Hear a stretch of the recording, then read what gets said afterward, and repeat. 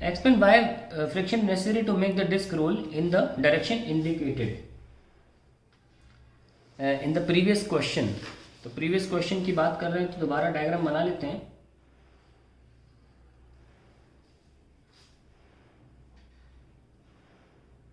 ठीक है, ये O, ये पॉइंट A, ये पॉइंट B, C नहीं बना रहा हूँ, रिक्वायर्ड होगा तो बना लेंगे. कहने फ्रिक्शन जरूरी क्यों होता है? क्योंकि for rolling torque is required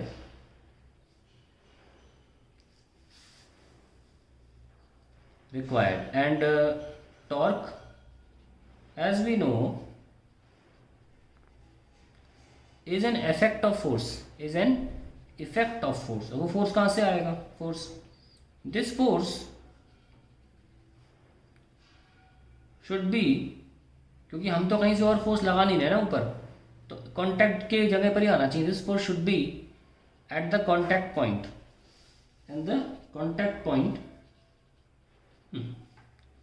and friction is the only, और टेंजेंशियल है, and friction is the only contact point, is the only force at the contact point possible.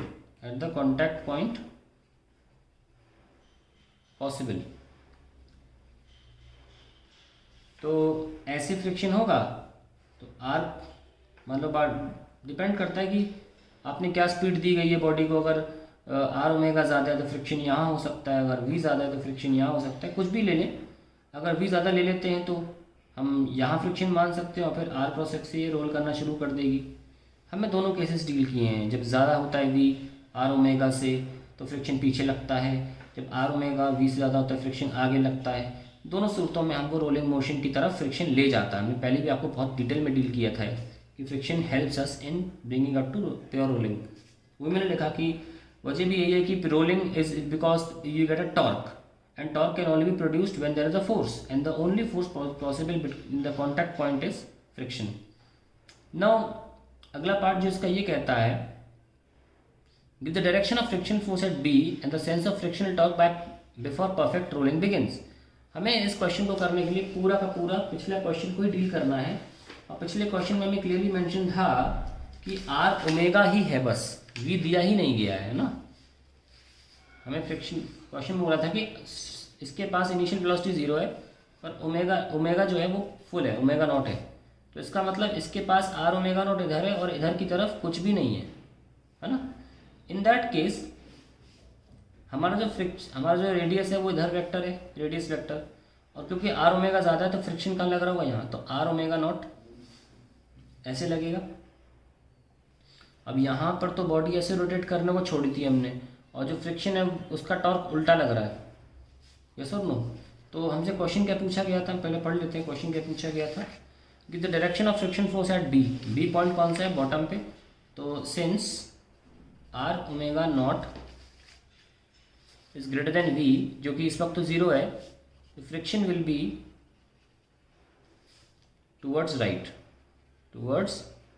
Right as F R लिख लो. Friction will be towards right as the R omega naught is towards left and body tendency to move body tendency to slip is towards left. क्योंकि we तो है ही नहीं ना, केवल are omega है, तो स्लिप तो बॉडी पीछे होगी ना, टूवर्ड्स लेफ्ट. तो ये कारण है कि हमारा फ्रिक्शन फॉरवर्ड डायरेक्शन में लग रहा है. तीसरा, what is the force of friction after pure rolling begins? After pure rolling begins, that is when ये वाला v इधर की तरफ जो वेलोसिटी है वो बढ़ के आर ओमेगा नॉट के v equals to R omega naught, friction is 0. Friction 0 हो जाएगा. प्योर रोलिंग के दौरान फ्रिक्शन नहीं होता है.